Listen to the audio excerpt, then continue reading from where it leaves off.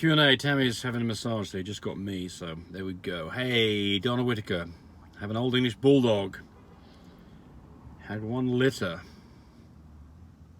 Let's see what's going on here. I was told that well, I think she's bred this dog 3 times. She's not got the dog pregnant, and she's had some problems where she's been told that the dog absorbed the puppies. Well, I think that this next time, first off, using the same stud each time, change up and go to a different stud. Second thing is make sure your timing's right with good progesterone results, an AI at least twice, and when you finish the second AI, make sure the numbers are above a 20. And then if you're having problems with absorbing puppies, check the progesterone level about 15 days after the AI to make sure the progesterone levels are high and staying high. It needs to be above a 25. Otherwise, it may be time to add some some artificial progesterone. Have you ever, this is Trent M, have you ever had a merle not have a red eye glow? I don't know. I don't know the answer to that. Don't know, sorry. I mean, because I haven't, you know, I've seen so many more dogs than merles and I just don't remember.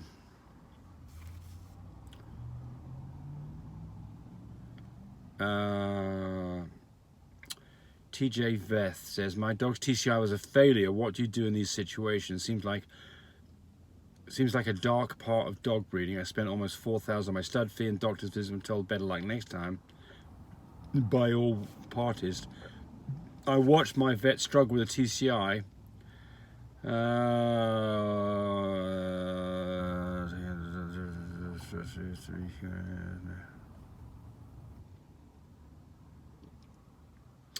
So he saw the TCI. He says that there seems to be nothing to protect themselves from being taken advantage of when it fails.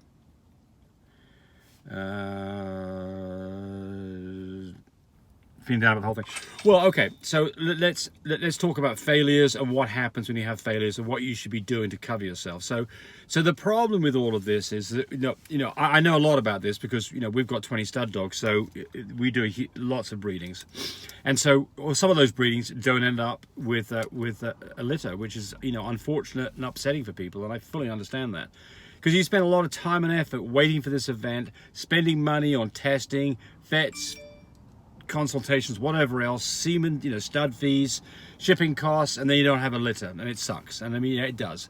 So there's, the first thing I'm going to say is read your contract before you ever get in bed with somebody over doing it and using one of their dogs.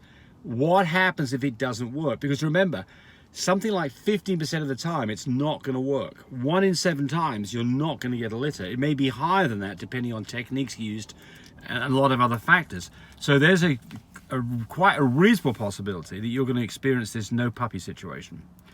So what do? Well, you look at the contract, and you look at the contract and understand the contract before you ever start this process, because there needs to be a clause in there that says what you're going to do. Hold on a second. Turn this off. Sorry about that. What you're going to do, what recourse is if you don't get a litter. So just let me talk about my contract, because I can talk about that. So the way that we do this is that we guarantee a successful litter, not just live birth, but a litter that is to the point where you're ready to register your puppies at 5-6 weeks old and you've got a puppy or more. And if you've got that, then that constitutes a successful breeding. And actually for us, 1 puppy is half a stud fee and 2 or more puppies is a full stud fee. If you don't get that, then the money that you spent on the stud portion, not the shipping, but the stud portion of that, is carried forward as a credit for you to be used in any way you see fit. It can be used on our website to buy products. It can be used to breed this dog with another dog of ours, or another dog of yours to be bred to another dog of ours. So we want you to have a successful litter, and we're not basically going to keep. We don't give refunds, but we do give a credit. And then the other part about what we do, which is pretty different than most people, is once you've used us one time and you like the results and you come back for a second go with another dog maybe, then you just pay $1,000 worth of the stud fee, and all the rest of the stud fees push towards the back end. So you can then use one of our very expensive studs, maybe one of our full fluffies, and only pay $1,000 when we ship with the, excuse me, I'm burping here, excuse me, sorry about that, with the balance of the stud fee stuck on the back end. So that's how we do it. That's not the norm. And I don't think you're going to get somebody who's giving you a contract that's different than that, who's going to amend their contract just because of what I'm doing. But the important point here is to know what's going to happen if you didn't get a litter. Are you screwed? The vet's not going to do anything for you. The vet's not going to come back and say, oh, next time we'll do it for free. I promise you, the vet has got, as far as the vet's concerned, it's not their fault. And as far as the stud owner is concerned, they may also consider it's not their fault, and it may not be their fault, but it will be something in a contract that says, I'm sorry, go pound tar, you don't get another go, or, yeah, sure, we'll give you another go, and it may be only one more go, it might be unlimited, find out. So the thing here is it's no good complaining about this after the fact, because nobody is going to change their contract because you agreed to it. All right, enough on that one.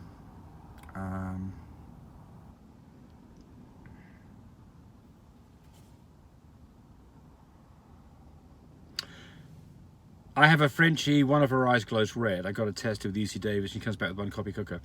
Yeah, well, so the problem with this red eye glow business is that it is easy to see a red eye glow in a non-chocolate dog as a fleeting flash of red. That's not what we're looking for. We're looking for a consistent red. It really shows up well that the dogs are 4 months and older, and it doesn't show up with dogs that are very well with dogs that are only a month old. But you're looking for a consistent look of this red, or at least a red tinge of red in their eyes, and not a sudden flash of red. Sudden flash of red doesn't count.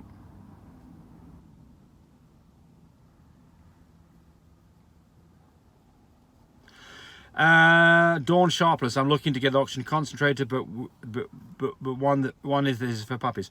Well, there's no such thing as one that is for puppies. An auction concentrator is an auction concentrator. It takes air, is 80% oxygen, 80% nitrogen, and 2% something else. What it does is it has what's called a molecular sieve.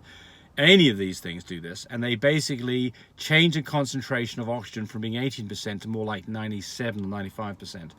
And the difference between one that's for a human is that it runs at a lot faster rate. It produces more oxygen per minute, more liters per minute that you don't need for a puppy.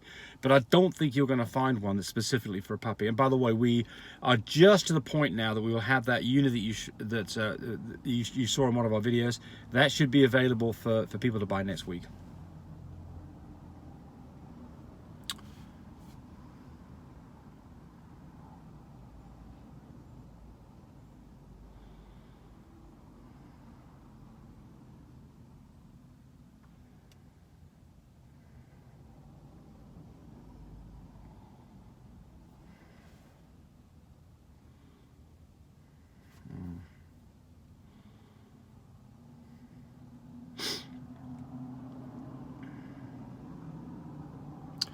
Kayla Lucas says, my girl is AY18 and it's not sable. Yeah, well, is there brindle present? If there's brindle present, it'll completely wipe out that. The majority of the time when I see dogs that are AY80 and they are not brindles, I see some lightening above their eyes and some general areas that you'd normally see 10 points in.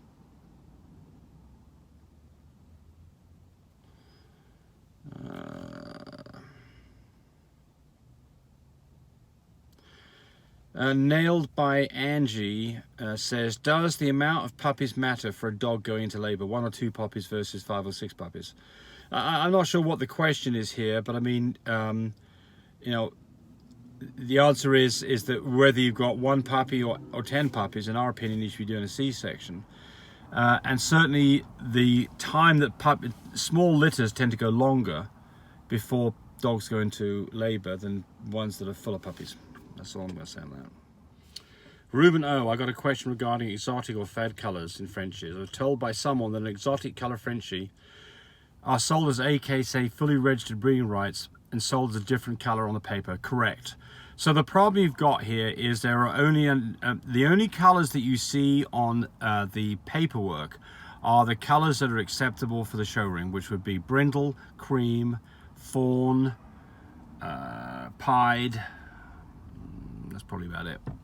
That's it. So if you've got a dog that's got 10 points, if you've got a dog that's a lilac, got a dog that's a chocolate or a blue, a merle, a fluffy, you will not find anything on the paperwork that lets you pick those traits as being part of that dog's registration. So there are times that you can send in a picture And for instance, if you have a blue dog and you want to have it as blue or grey, I think they used to call it grey, on the form, you can send a picture in, and then they'll let you register it as that name. But what I do is I just pick the closest colour I can that's on the form and call it done, because it's just, you know, it is what it is. Is that the problem gets to be is you cannot show these dogs in the show ring, and because of that, they're not part of the AKC registered lineup. They're still registerable Frenchies. They just can't register them as a Merle. Are there books that help with understanding and reading Frenchy DNA? Well, I don't think you're going to find a book specifically on Frenchies. You'll find all kinds of information on DNA in general, and then you'll find some on DNA on dogs. But exactly what those books are, I don't know. I never learned this stuff from books. How does a person know that Giardia test didn't work? Wolfpack asked this question. Well, so this is... I have had examples where people have done Giardia tests and they have treated the dog and it comes back still positive. And I think what's going on there is it tests for antibodies. And since your dog has developed antibodies for Giardia, they're still present. And so although the dog is now Giardia free, the antibodies are present. And because of that, the test says that Giardia is present. I use the Giardia test to find out whether a dog that I have not treated has Giardia. That's when I use it. I don't use it to decide whether or not the Giardia is gone. So what I do is I test dogs.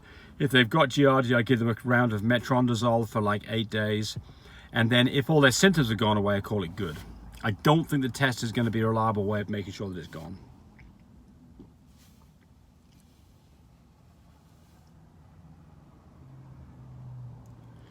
Joan Garcia says, hey James, tell me blah blah blah, learned a lot from you.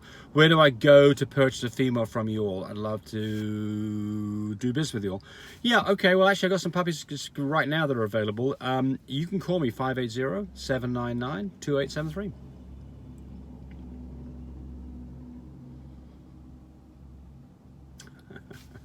Ray V says, hey, this guy's good. He really enjoys his dogs. I wish everybody treated their pets like he does. Well, we do like our dogs. It's funny because I got another email that it's disappeared now. I'm not sure why, but somebody had complained about the fact that they thought that Tammy didn't like the dogs. She didn't care about the dogs. She was only in it for the money, and that's so far from the truth. Tammy, you just watch Tammy interact with the puppies. I mean, she really cares about dogs. She really cares about her dogs, and obviously the money part of it is important, but it's not just about the money. It is about having good results and happy puppies with happy families.